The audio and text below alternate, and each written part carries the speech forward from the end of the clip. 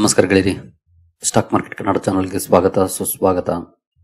ಗೆಳೆಯರಿ, ವಿಡಿಯೋದಲ್ಲಿ ನಮ್ಮ ಮಾರ್ಕೆಟ್ಗೆ ಸಂಬಂಧಪಟ್ಟಂತೆ ಹಾಗೂ ನಾಳೆ ನಮ್ಮ ಮಾರ್ಕೆಟ್ನ ಮೇಲೆ ಇಂಪ್ಯಾಕ್ಟ್ ಅನ್ನು ಮಾಡುವಂತ ಕೆಲವು ಸುದ್ದಿಗಳ ಬಗ್ಗೆ ತಿಳ್ಕೊಳ್ಳೋಣ. ಜೊತೆಗೆ ಹಲವಾರು ಸ್ಟಾಕ್ ಗಳಿಗೆ ಸಂಬಂಧಪಟ್ಟಂತ ಸುದ್ದಿಗಳು ಹಾಗೆ ಇನ್ನು ಕೆಲವು ಕಂಪನಿಗಳ Q2 ರಿಸಲ್ಟ್ ಅನ್ನ ಓವರ್ವ್ಯೂ ಮಾಡಿ ತಿಳ್ಕೊಳ್ಳುವಂತ ಪ್ರಯತ್ನವನ್ನ ಮಾಡೋಣ. ಮೊದಲಿಗೆ ಆಸ್ ಯೂಶುವಲ್ ಡಿಸ್ಕ್ಲೇಮರ್ ಕೊಡ್ಲಿಕ್ಕೆ ಇಷ್ಟಪಡ್ತೇನೆ.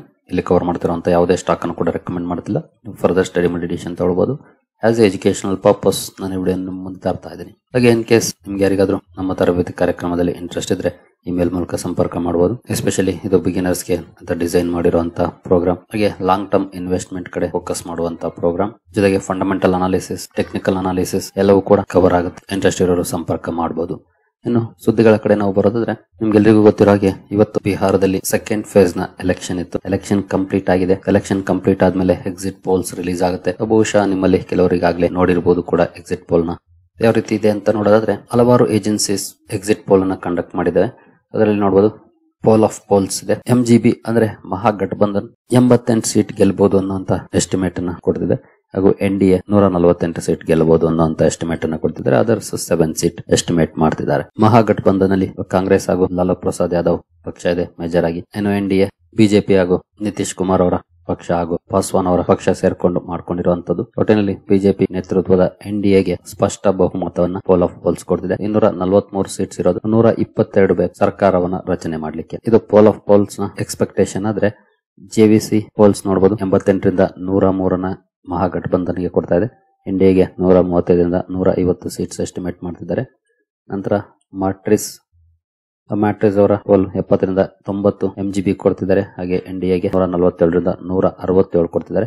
ಅದರ್ಸ್ 2ರಿಂದ 10 ಬರಬಹುದು ಅನ್ನುವಂತ ಎಸ್ಟಿಮೇಟ್ ಅನ್ನ ಮಾಡ್ತಿದ್ದಾರೆ.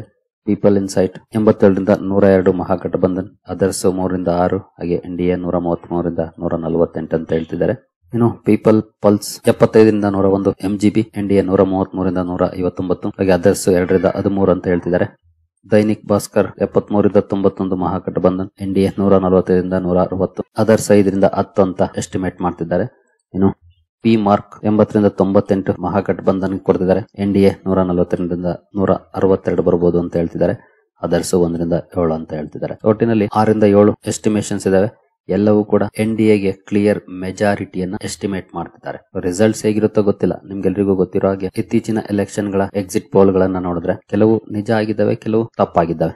ಎಸ್ಪೆಷಲಿ 2024ರ ಲೋಕಸಭಾ ಚುನಾವಣೆ ಇತ್ತು. ಅದರಲ್ಲಿ ಎಲ್ಲವೂ ಕೂಡ ಕ್ಲಿಯರ್ ಮೆಜಾರಿಟಿಯನ್ನ ಬಿಜೆಪಿಗೆ ಕೊಟ್ಟಿದ್ದು. ಆದ್ರೆ ಬಿಜೆಪಿಗೆ ಕ್ಲಿಯರ್ ಮೆಜಾರಿಟಿ ಬರಲಿಲ್ಲ. NDA ಮೈತ್ರಿಕೂಟ ಅಧಿಕಾರಕ್ಕೆ ಬಂತು. ಅದೇ ನಮ್ಮ ಕರ್ನಾಟಕದ ವಿಚಾರದಲ್ಲಿ ತಗೊಳ್ಳೋದಾದ್ರೆ ಕಾಂಗ್ರೆಸ್ಗೆ ಕ್ಲಿಯರ್ ಮೆಜಾರಿಟಿ ಬರುತ್ತೆ ಅನ್ನೋಂತ ಎಸ್ಟಿಮೇಟ್ ಅನ್ನ ಮಾಡಿದ್ದು, ಅದೇ ರೀತಿ ಬಂತು. ಇನ್ನು ಮಹಾರಾಷ್ಟ್ರದಲ್ಲೂ ಕೂಡ NDAಗೆ ಕ್ಲಿಯರ್ ಮೆಜಾರಿಟಿ ಬರಬಹುದು ಅನ್ನೋಂತ ಎಸ್ಟಿಮೇಟ್ ಅನ್ನ ಮಾಡಿದ್ರು, ಅದೇ ರೀತಿ ಅಲ್ಲೂ ಕೂಡ ಆಯ್ತು. ಕೆಲವನ್ನ ನೋಡಿದಾಗ ಎಸ್ಟಿಮೇಟ್ ಗೆ ತಕ್ಕಂತೆ ಬಂದಿದ್ದಾವೆ, ಕೆಲವು ಎಸ್ಟಿಮೇಟ್ ಅನ್ನ ರೀಚ್ ಮಾಡಿಲ್ಲ. ಬಿಹಾರದ ಏನಾಗುತ್ತೆ ಅಂತ ನಮ್ಗೆ 14ನೇ ತಾರೀಕು ಗೊತ್ತಾಗುತ್ತೆ, ಶುಕ್ರವಾರ. ಎಕ್ಸಿಟ್ ಪೋಲ್ಸ್ ಅಂತೂ NDAಗೆ ಕ್ಲಿಯರ್ ಮೆಜಾರಿಟಿಯನ್ನ ತೋರಿಸ್ತಿದ್ದಾವೆ. 122 ಮೆಜಾರಿಟಿಗೆ ಬೇಕಿರೋದು. ಬಟ್ ಎಲ್ಲಾ ಎಕ್ಸಿಟ್ ಪೋಲ್ ಗಳು ಕೂಡ 120ರ ಮೇಲೆನೆ NDAಗೆ ಕೊಡ್ತಿದ್ದಾವೆ. ನೋಡೋಣ ಯಾವ ರೀತಿ ಇರುತ್ತೆ ಆಕ್ಚುಯಲ್ ರಿಸಲ್ಟ್ಸ್ ಅಂತ.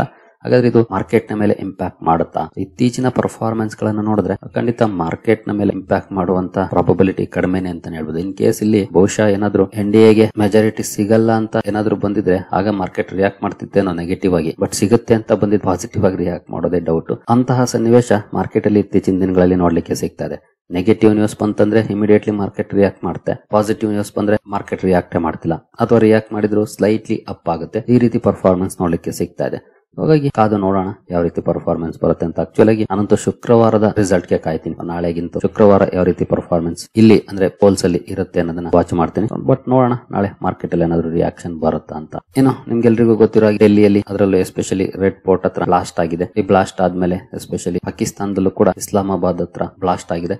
ಅದಕ್ಕೆ ಆಸ್ ಯೂಶುವಲ್ ವಿಕ್ಟಿಮ್ ಕಾರ್ಡ್ ಅನ್ನ ಪಾಕಿಸ್ತಾನ ಪ್ಲೇ ಮಾಡ್ತಿದೆ, ಭಾರತವನ್ನ ದೂರ್ತಾ ಇದೆ. ಯಾಕಂದ್ರೆ ಅವ್ರಿಗೆ ಗೊತ್ತಿದೆ ಡೆಲ್ಲಿಯಲ್ಲಿ ಆದ ನಂತರ ಇವರು ನಮ್ಮನ್ನೇ ಟಾರ್ಗೆಟ್ ಮಾಡೋದು ಅಂತ. ಹಾಗಾಗಿ ಅದಕ್ಕೆ ಮುಂಚೆನೆ ಆಲ್ರೆಡಿ ವಿಕ್ಟಿಮ್ ಕಾರ್ಡ್ ಅನ್ನ ಪ್ಲೇ ಮಾಡ್ತಿದ್ದಾರೆ. ಜೊತೆಗೆ ಇನ್ನೊಂದು ಇಂಪಾರ್ಟೆಂಟ್ ನ್ಯೂಸ್ ಅಂತಂದ್ರೆ, ನರೇಂದ್ರ ಮೋದಿ ಅವರು ಇವತ್ತು ಒಂದ್ ಕಡೆ ಮಾತಾಡ್ತಾ ಹೇಗೆ ಹಿಂದೆ ಪಹಲ್ಗಾಮ್ ಅಟ್ಯಾಕ್ ಆದಂತಹ ಸಂದರ್ಭದಲ್ಲಿ ತಮ್ಮ ಭಾಷಣದಲ್ಲಿ ಹಿಂದಿ ಮಾತಾಡ್ತಿದ್ದವರು ಇಂಗ್ಲಿಷ್ಗೆ ಬದಲಾಯಿಸಿಕೊಂಡು ವಾರ್ನಿಂಗ್ ಮಾಡಿದ್ರು, ಇದರ ಹಿಂದೆ ಇರೋರ್ನ ನಾವು ಬಿಡೋದಿಲ್ಲ ಅಂತ. ಅದೇ ರೀತಿ ಮತ್ತೆ ರಿಪೀಟ್ ಮಾಡಿದ್ದಾರೆ. ನೋಡಬಹುದು, PM Modi does Pahalgam repeat switches to English while warning conspirators. Bhutan ನ ಒಂದು ಇವೆಂಟ್ ಅಲ್ಲಿ ಮಾತಾಡ್ತಾ ಇರುವಂತಹ ಸಂದರ್ಭದಲ್ಲಿ ಈ ರೀತಿ ಬದಲಾವಣೆಯನ್ನ ಮಾಡ್ಕೊಂಡು ಮಾತಾಡಿದ್ದಾರೆ. ನೆಕ್ಸ್ಟ್ ಏನಾಗುತ್ತೆ, ಭಾರತ ಏನ್ ಡಿಸಿಷನ್ ತಗೊಳುತ್ತೆ ಅದೆಲ್ಲವನ್ನು ಕೂಡ ವಾಚ್ ಮಾಡಬೇಕಾಗುತ್ತೆ. ಜೊತೆಗೆ ಈ ಅಟ್ಯಾಕ್ ಏನಿತ್ತು ಅದರ ಹಿಂದೆ ಯಾರೆಲ್ಲ ಇದ್ರು, ದೊಡ್ಡ ಸಂಚೆ ಏನಾದ್ರೂ ಇತ್ತ, ಅದನ್ನ ವಿಫಲ ಮಾಡಿದ್ವಾ ನಮ್ಮ ಏಜೆನ್ಸಿಗಳು, ಅಥವಾ ಇನ್ನು ಆ ನಿಟ್ಟಿನಲ್ಲಿ ಕೆಲಸ ನಡೀತಿದ್ಯಾ, ಇದೆಲ್ಲವನ್ನು ಕೂಡ ವಾಚ್ ಮಾಡಬೇಕಾಗುತ್ತೆ. ಇದು ಕೂಡ ಮಾರ್ಕೆಟ್ ಬಹಳ ಇಂಪಾರ್ಟೆಂಟ್ ಆಗುತ್ತೆ. ಆಕ್ಚುಲಿ ಇವತ್ತು ರಿಯಾಕ್ಷನ್ ಏನ್ ಬರಲಿಲ್ಲ, ಅಂದ್ರೆ ಮಾರ್ಕೆಟ್ ಸದ್ಯದ ಮಟ್ಟಿಗಂತೂ ರಿಯಾಕ್ಟ್ ಮಾಡಿಲ್ಲ. ನೆಕ್ಸ್ಟ್ ಡೈರೆಕ್ಟ್ ಟ್ಯಾಕ್ಸ್ ಗೆ ಸಂಬಂಧಪಟ್ಟಂತ ಒಂದು ಸುದ್ದಿ ಬಂದಿದೆ ನೋಡಬಹುದು. Net direct tax collections till November 10 at rupees 12.92 lakh crore, up 7% year on year. November 10ನೇ ತಾರೀಕು direct tax collections nearly 13 lakh ಕೋಟಿ ತಲುಪಿದೆ. ಹಿಂದಿನ ವರ್ಷಕ್ಕೆ ಹೋಲಿಸಿದ್ರೆ 7% ಅಪ್ ಆಗಿರೋ ಬಗ್ಗೆ ಇವತ್ತು ಅಪ್ಡೇಟ್ ಬಂದಿದೆ. ನಂತರ ಈಕ್ವಿಟಿ ಮ್ಯೂಚುವಲ್ ಫಂಡ್ ಇನ್ಫ್ಲೋಸ್ ಬಗ್ಗೆ ಅಂಫಿ ಇವತ್ತು ಡೇಟಾನ ರಿಲೀಸ್ ಮಾಡಿದೆ. ನೋಡಬಹುದು 19% ಮಂತ್ ಆನ್ ಮಂತ್ ಡೌನ್ ಆಗಿದೆ ಈಕ್ವಿಟಿ ಇನ್ಫ್ಲೋ ಅಕ್ಟೋಬರ್ ಮಂತ್ ಅಲ್ಲಿ. ಬಟ್ SIP ಇನ್ಫ್ಲೋ ಇನ್ಕ್ರೀಸ್ ಆಗಿದೆ. Monthly flow to mutual funds equity ನಲ್ಲಿ ನೋಡಬಹುದು ಅಕ್ಟೋಬರ್ ಅಲ್ಲಿ 24,190 ಕೋಟಿ ಇದೆ.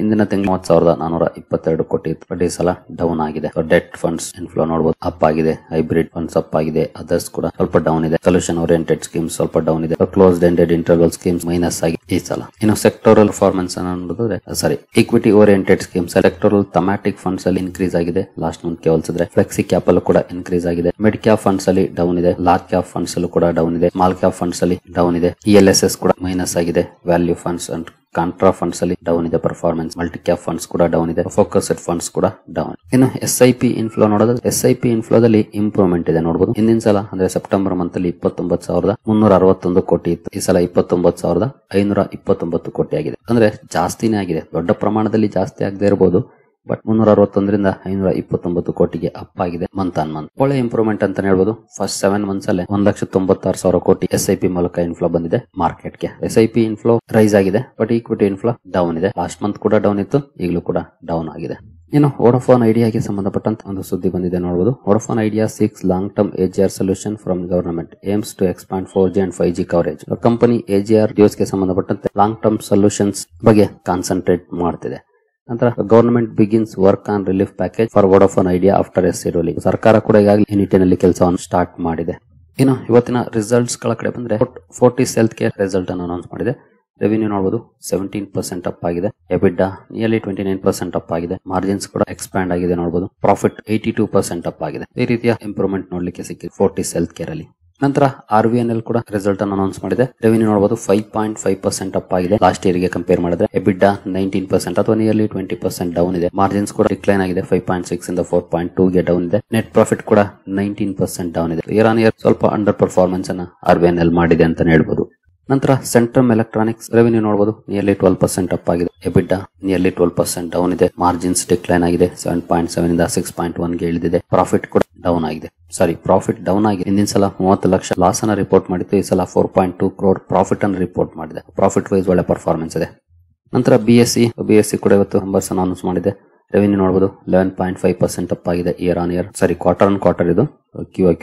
ಎಬಿಟಾ 10.5% ಅಪ್ ಆಗಿದೆ, ಮಾರ್ಜಿನ್ 64.7 ಇದೆ, ಹಿಂದಿನ ಸಲ 65.3 ಇತ್ತು, ಮಾರ್ಜಿನ್ ಸ್ವಲ್ಪ ಡಿಕ್ಲೈನ್ ಆಗಿದೆ. ಪ್ರಾಫಿಟ್ 3.5% ಅಪ್ ಆಗಿದೆ. Quarter on quarter slightly improvement ಇದೆ, ಬಟ್ ಮಾರ್ಜಿನ್ ಸ್ವಲ್ಪ ಡಿಕ್ಲೈನ್ ಆಗಿದೆ.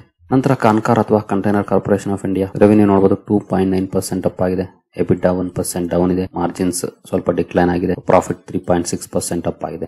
₹5 ಪರ್ ಶೇರ್ ಡಿವಿಡೆಂಡ್ ಅನೌನ್ಸ್ ಮಾಡಿದೆ ಕಂಪನಿ. ಜೊತೆಗೆ ಇಂಟರಿಮ್ ಡಿವಿಡೆಂಡ್ ಗೆ ನವೆಂಬರ್ 20 ರೆಕಾರ್ಡ್ ಡೇಟ್ ಅಂತ ಹೇಳಿದೆ. ನಂತರ PC ಜ್ಯುವೆಲರ್ಸ್ ರೆವಿನ್ಯೂ ನೋಡಬಹುದು 63% ಅಪ್ ಆಗಿದೆ ಲಾಸ್ಟ್ ಇಯರ್ ಗೆ ಕಂಪೇರ್ ಮಾಡಿದ್ರೆ. ಕಂಪನಿಯ ಸೇಲ್ಸ್ ಎಬಿಟಾದಲ್ಲಿ ಮೋರ್ ದೆನ್ ಡಬಲ್ ಆಗಿದೆ, 85 crores ಇದ್ದದ್ದು 178 crore ಆಗಿದೆ. ಮಾರ್ಜಿನ್ಸ್ ಕೂಡ ತುಂಬಾ ಚೆನ್ನಾಗಿ ಎಕ್ಸ್ಪ್ಯಾಂಡ್ ಆಗಿದೆ, 17 ಇಂದ 21.5 ಅಪ್ ಆಗಿದೆ. ಪ್ರಾಫಿಟ್ 17% ಅಪ್ ಆಗಿದೆ. ಒಳ್ಳೆ ಪರ್ಫಾರ್ಮೆನ್ಸ್ ನೋಡ್ಲಿಕ್ಕೆ ಸಿಕ್ಕಿದೆ year on year PC jewellers ಅಲ್ಲಿ. ಇನ್ನು ಟಾಟಾ ಪವರ್ ರೆವಿನ್ಯೂ ನೋಡಬಹುದು ಫ್ಲಾಟ್ ಇದೆ ಅಥವಾ ಸ್ವಲ್ಪ ಡಿಕ್ಲೈನ್ ಆಗಿದೆ ಲಾಸ್ಟ್ ಇಯರ್ ಗೆ ಕಂಪೇರ್ ಮಾಡಿದ್ರೆ. ಎಬಿಟಾ 11% ಅಥವಾ ನಿಯರ್ಲಿ 12% ಡ್ರಾಪ್ ಆಗಿದೆ, ಮಾರ್ಜಿನ್ಸ್ ಕೂಡ ಡೌನ್ ಆಗಿದೆ, ನೆಟ್ ಪ್ರಾಫಿಟ್ ಕೂಡ ಸ್ವಲ್ಪ ಡೌನ್ ಇದೆ. ಈ ರೀತಿ ಪರ್ಫಾರ್ಮೆನ್ಸ್ ಟಾಟಾ ಪವರ್ ಮಾಡಿದೆ ನೋಡಬಹುದು. ನಂತರ JB ಕೆಮಿಕಲ್ಸ್ ರೆವಿನ್ಯೂ 8.4% ಅಪ್ ಆಗಿದೆ, ಎಬಿಟಾ 14.5% ಅಪ್ ಆಗಿದೆ, ಮಾರ್ಜಿನ್ಸ್ ಎಕ್ಸ್ಪ್ಯಾಂಡ್ ಆಗಿದೆ ನೋಡಬಹುದು, ನೆಟ್ ಪ್ರಾಫಿಟ್ ಕೂಡ 19% ಅಪ್ ಆಗಿದೆ. ಇಯರ್ ಆನ್ ಇಯರ್ ಒಳ್ಳೆ ಪರ್ಫಾರ್ಮೆನ್ಸ್ ಅನ್ನು JB ಕೆಮಿಕಲ್ಸ್ ಮಾಡಿದೆ. ನಂತರ ಟೊರೆಂಟ್ ಪವರ್ ರೆವಿನ್ಯೂ ನೋಡಬಹುದು 9.8% ಅಪ್ ಆಗಿದೆ, ಎಬಿಟಾ 24.7% ಅಪ್ ಆಗಿದೆ, ಮಾರ್ಜಿನ್ಸ್ ಎಕ್ಸ್ಪ್ಯಾಂಡ್ ಆಗಿದೆ ನೋಡಬಹುದು, 16.8 ಇಂದ 19.1% ಅಪ್ ಆಗಿದೆ, ನೆಟ್ ಪ್ರಾಫಿಟ್ ಕೂಡ 50% ಅಪ್ ಆಗಿದೆ. ಟಾಟಾ ಪವರ್ ಗೆ ಕಂಪೇರ್ ಮಾಡಿದ್ರೆ ಟೊರೆಂಟ್ ಪವರ್ ಒಳ್ಳೆ ಪರ್ಫಾರ್ಮೆನ್ಸ್ ಅನ್ನ ಮಾಡಿದೆ, ಯಾಕಂದ್ರೆ ಸೇಮ್ ಸೆಗ್ಮೆಂಟ್ ಅಲ್ಲಿ ಕೆಲಸ ಮಾಡುವಂತ ಕಂಪನೀಸ್ ಎರಡು ಕೂಡ. ಟಾಟಾ ಪವರ್ ಗಳಿಸಿದ್ರೆ ಟೊರೆಂಟ್ ಪವರ್ ಔಟ್ ಪರ್ಫಾರ್ಮ್ ಮಾಡಿದೆ ಅಂತ ಹೇಳ್ಬೋದು, ಅಥವಾ ಒಳ್ಳೆ ಪರ್ಫಾರ್ಮೆನ್ಸ್ ಅನ್ನ ಮಾಡಿದೆ Q2 ನಲ್ಲಿ. ನಂತರ ಗುಜರಾತ್ ಫ್ಲೋರೋಕೆಮಿಕಲ್ಸ್ ರೆವಿನ್ಯೂ ನೋಡಬಹುದು 1.9% ಅಪ್ ಆಗಿದೆ, ಅಂದ್ರೆ ಸ್ಲೈಟ್ಲಿ ಅಪ್ ಆಗಿದೆ. ಎಬಿಡಾ ಇಂಪ್ರೂವ್ ಆಗಿದೆ, 3% ಅಪ್ ಆಗಿದೆ. ಮಾರ್ಜಿನ್ಸ್ ತುಂಬಾ ಚೆನ್ನಾಗಿ ಎಕ್ಸ್ಪಾಂಡ್ ಆಗಿದೆ, 24.8 ಇಂದ 30.1% ಅಪ್ ಆಗಿದೆ. ಪ್ರಾಫಿಟ್ ಕೂಡ 47% ಅಥವಾ ನಿಯರ್ಲಿ 48% ಅಪ್ ಆಗಿದೆ. ಒಳ್ಳೆ ಪರ್ಫಾರ್ಮೆನ್ಸ್ ನೋಡ್ಲಿಕ್ಕೆ ಸಿಕ್ಕಿದೆ ಗುಜರಾತ್ ಫ್ಲೋರೋಕೆಮಿಕಲ್ಸ್ ಅಲ್ಲಿ. ನಂತರ ಜಗಲ್ ಪ್ರೀಪೇಯ್ಡ್ ರೆವಿನ್ಯೂ ನೋಡಬಹುದು 30% ಅಪ್ ಆಗಿದೆ. ಎಬಿಟ್ 56% ಅಪ್ ಆಗಿದೆ. ಮಾರ್ಜಿನ್ಸ್ ಕೂಡ ಎಕ್ಸ್ಪಾಂಡ್ ಆಗಿದೆ. ನೆಟ್ ಪ್ರಾಫಿಟ್ ಕೂಡ ಅಪ್ ಆಗಿದೆ 33%. ಒಳ್ಳೆ ಪರ್ಫಾರ್ಮೆನ್ಸ್ ನೋಡ್ಲಿಕ್ಕೆ ಸಿಕ್ಕಿದೆ Q2 ನಲ್ಲಿ ಜಗಲ್ ಪ್ರೀಪೇಯ್ಡ್ ಅಲ್ಲಿ ಇಯರ್ ಆನ್ ಇಯರ್, ಇದು ಕೂಡ ಕ್ವಾರ್ಟರ್ ಆನ್ ಕ್ವಾರ್ಟರ್ ನೋಡಬಹುದು. ನಂತರ ಆಫೀಸ್ ಸ್ಪೇಸ್ ರೆವಿನ್ಯೂ 25% ಅಪ್ ಆಗಿದೆ. ಎಬಿಟಾ 32% ಅಪ್ ಆಗಿದೆ. ಮಾರ್ಜಿನ್ಸ್ ಕೂಡ ಎಕ್ಸ್ಪಾಂಡ್ ಆಗಿದೆ. ನೆಟ್ ಪ್ರಾಫಿಟ್ 58% ಡೌನ್ ಇದೆ ಈ ಸಲ. ನಂತರ PI ಇಂಡಸ್ಟ್ರೀಸ್ ರೆವಿನ್ಯೂ ನೋಡಬಹುದು 15.7% ಡೌನ್ ಇದೆ. ಎಬಿಡಾ ಕೂಡ ಡೌನ್ ಇದೆ 13.8%. ಮಾರ್ಜಿನ್ಸ್ ಇಂಪ್ರೂವ್ ಆಗಿದೆ, 28.3 ಇಂದ 28.9 ಅಪ್ ಆಗಿದೆ. ಪ್ರಾಫಿಟ್ 19.5% ಡೌನ್ ಇದೆ. ಮಾರ್ಜಿನ್ಸ್ ಎಕ್ಸ್ಪಾಂಡ್ ಆಗಿದೆ, but revenue, EBITDA, net profit down ಇದೆ. ನಂತರ KSP ರೆವಿನ್ಯೂ 5.4% ಅಪ್ ಆಗಿದೆ. ಎಬಿಡಾ 3.2% ಡೌನ್ ಇದೆ. ಮಾರ್ಜಿನ್ಸ್ 13.1 ಇದೆ. ಇನ್ನೊಂದು ಸಲ 14.2 ಇತ್ತು. ನೆಟ್ ಪ್ರಾಫಿಟ್ 9.4% ಅಪ್ ಆಗಿದೆ. ನಂತರ BLS ಇಂಟರ್ನ್ಯಾಷನಲ್ ರೆವಿನ್ಯೂ 48% ಅಪ್ ಆಗಿದೆ ನೋಡಬಹುದು. ಎಬಿಡಾ ಕೂಡ 29% ಅಪ್ ಆಗಿದೆ.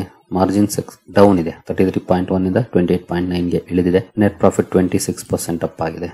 ನಂತರ ಟೆಕ್ಸ್ಮಾಕೋ ರೈಲ್ ರೆವಿನ್ಯೂ ನೋಡಬಹುದು 6.5% ಡಿಕ್ಲೈನ್ ಆಗಿದೆ, ಡೌನ್ ಇದೆ. ಅಂದ್ರೆ ಎಬಿಡಾ ಕೂಡ 5.9% ಡೌನ್ ಇದೆ. ಮಾರ್ಜಿನ್ಸ್ ಎಕ್ಸ್ಪಾಂಡ್ ಆಗಿದೆ ಸ್ಲೈಟ್ಲಿ, 9.8 ಇಂದ 9.9 ಗೆ ಅಪ್ ಆಗಿದೆ. ಪ್ರಾಫಿಟ್ 11% ಡೌನ್ ಇದೆ. ನಂತರ ಬಲರಾಂಪುರ್ ಚಿನಿ ರೆವಿನ್ಯೂ 28.7% ಅಪ್ ಆಗಿದೆ. ಎಬಿಡಾ 49 ಕೋಟಿಯಿಂದ 120 ಕೋಟಿಗೆ ಅಪ್ ಆಗಿದೆ. ಮಾರ್ಜಿನ್ಸ್ ತುಂಬಾ ಚೆನ್ನಾಗಿ ಎಕ್ಸ್ಪಾಂಡ್ ಆಗಿದೆ ನೋಡಬಹುದು, 3.8 ಇಂದ 7.2 ಗೆ ಅಪ್ ಆಗಿದೆ. ನೆಟ್ ಪ್ರಾಫಿಟ್ 19.8% ಡೌನ್ ಇದೆ. ನಂತರ ಜುಪಿಟರ್ ವ್ಯಾಗನ್ಸ್ ರೆವಿನ್ಯೂ 22% ಡೌನ್ ಇದೆ. ಎಬಿಡಾ 25.7% ಡೌನ್ ಇದೆ. ಮಾರ್ಜಿನ್ಸ್ ಕೂಡ ಡಿಕ್ಲೈನ್ ಆಗಿದೆ. ಪ್ರಾಫಿಟ್ ಕೂಡ ಡೌನ್ ಇದೆ. ಪೂರ್ ಪರ್ಫಾರ್ಮೆನ್ಸ್ ಇದೆ year on year Jupiter wagons. ನಂತರ ಬಾಷ್ ರೆವಿನ್ಯೂ 9% ಅಪ್ ಇದೆ. ಎಬಿಡಾ 10% ಅಪ್ ಇದೆ. ಮಾರ್ಜಿನ್ಸ್ ಕೂಡ ಸ್ಲೈಟ್ಲಿ ರೈಸ್ ಆಗಿದೆ. ಪ್ರಾಫಿಟ್ 3.4% ಅಪ್ ಇದೆ. ನಂತರ ಬೋರೋಸಿಲ್ ರಿನ್ಯೂವಬಲ್ಸ್ ರೆವಿನ್ಯೂ ನೋಡಬಹುದು 1.5% ಅಪ್ ಇದೆ. ಎಬಿಡಾ ಚೆನ್ನಾಗಿ ಇಂಪ್ರೂವ್ ಆಗಿದೆ, 29 ಕೋಟಿಯಿಂದ 119 ಕೋಟಿಗೆ ಅಪ್ ಆಗಿದೆ. ಮಾರ್ಜಿನ್ಸ್ ನೋಡಬಹುದು 7.9 ಇಂದ 31.3% ಅಪ್ ಆಗಿದೆ. ನೆಟ್ ಪ್ರಾಫಿಟ್ ಒಳ್ಳೆ ಪರ್ಫಾರ್ಮೆನ್ಸ್ ಅನ್ನ ಮಾಡಿದೆ. ರೆವಿನ್ಯೂ ವೈಸ್ ಫ್ಲಾಟ್ ಇದ್ರೂ ಕೂಡ ಎಬಿಡಾ, ಮಾರ್ಜಿನ್ಸ್, ನೆಟ್ ಪ್ರಾಫಿಟ್ ಅಲ್ಲಿ ಒಳ್ಳೆ ಪರ್ಫಾರ್ಮೆನ್ಸ್ ನೋಡಲಿಕ್ಕೆ ಸಿಕ್ಕಿದೆ ಬೋರೋಸಿಲ್ ರಿನ್ಯೂವಬಲ್ಸ್ ಅಲ್ಲಿ. ಅದರಲ್ಲೂ ಎಸ್ಪೆಷಲಿ ಲಾಸ್ ಇಂದ ಪ್ರಾಫಿಟ್ ಬಂದಿದೆ. ಇನ್ನು ಫಿನೋಲೆಕ್ಸ್ ಕೇಬಲ್ಸ್ ರೆವಿನ್ಯೂ 4.9% ಅಪ್ ಆಗಿದೆ. ಎಬಿಡಾ 36.9% ಅಪ್ ಆಗಿದೆ. ಮಾರ್ಜಿನ್ಸ್ ಕೂಡ ಎಕ್ಸ್ಪಾಂಡ್ ಆಗಿದೆ. ಪ್ರಾಫಿಟ್ ಕೂಡ ನಿಯರ್ಲಿ 38% ಅಪ್ ಆಗಿದೆ. ರೈಟ್ಸ್ ರೆವಿನ್ಯೂ ನೋಡಬಹುದು 1.4% ಅಪ್ ಆಗಿದೆ. ಎಬಿಡಾ 22% ಅಪ್ ಇದೆ. ಮಾರ್ಜಿನ್ಸ್ ಎಕ್ಸ್ಪಾಂಡ್ ಆಗಿದೆ. ಪ್ರಾಫಿಟ್ 32% ಅಪ್ ಆಗಿದೆ. ಒಳ್ಳೆ ಪರ್ಫಾರ್ಮೆನ್ಸ್ ನೋಡಲಿಕ್ಕೆ ಸಿಕ್ಕಿದೆ ಇದರಲ್ಲಿ ರೈಟ್ಸ್ ಅಲ್ಲಿ, ಬೇರೆ ರೈಲ್ವೆ ಸೆಗ್ಮೆಂಟ್ ಅಲ್ಲಿ ಕೆಲಸ ಮಾಡುವಂತಹ ಕಂಪನಿಗಳಿಗೆ ಹೋಲಿಸಿದ್ರೆ. ಇನ್ನು ಬಜಾಜ್ ಫಿನ್ಸರ್ವ್ ಟೋಟಲ್ ಇನ್ಕಮ್ ನೋಡಬಹುದು 11% ಅಪ್ ಆಗಿದೆ. ಪ್ರಾಫಿಟ್ 7.5% ಅಪ್ ಆಗಿದೆ. ನಂತರ EID ಪ್ಯಾರಿ ರೆವಿನ್ಯೂ 24.6% ಅಪ್ ಆಗಿದೆ. ಎಬಿಡಾ 23.3% ಅಪ್ ಆಗಿದೆ. ಮಾರ್ಜಿನ್ಸ್ ಆಲ್ಮೋಸ್ಟ್ ಸ್ವಲ್ಪ ಡಿಕ್ಲೈನ್ ಆಗಿದೆ ಅಥವಾ ಫ್ಲಾಟ್ ಇದೆ ಅಂತ ಹೇಳ್ಬೋದು. ಪ್ರಾಫಿಟ್ 38.9% ಅಪ್ ಆಗಿದೆ. ನಂತರ ಭಾರತ್ ಫೋರ್ಜ್ ರೆವಿನ್ಯೂ 9.3% ಅಪ್ ಆಗಿದೆ. ಎಬಿಡಾ 12% ಅಪ್ ಆಗಿದೆ. ಮಾರ್ಜಿನ್ಸ್ ಕೂಡ ಸ್ವಲ್ಪ ಎಕ್ಸ್ಪಾಂಡ್ ಆಗಿದೆ. ನೆಟ್ ಪ್ರಾಫಿಟ್ 23% ಅಪ್ ಆಗಿದೆ. ಸರಿ ಕೇಳಿರಿ, ಹಲವು ಅಪ್ಡೇಟ್ ಗಳನ್ನ ಕವರ್ ಮಾಡಿದ್ದೀನಿ. ಈ ಎಲ್ಲ ಅಪ್ಡೇಟ್ಸ್ ನಿಮಗೆ ಇಷ್ಟ ಆಗಿದೆ ಅಂದ್ಕೊಳ್ತೀನಿ. ಮುಂದಿನ ವಿಡಿಯೋದಲ್ಲಿ ಸಿಗೋಣ. ಅಲ್ಲಿವರೆಗೂ ಜೈ ಹಿಂದ್, ಜೈ ಕರ್ನಾಟಕ.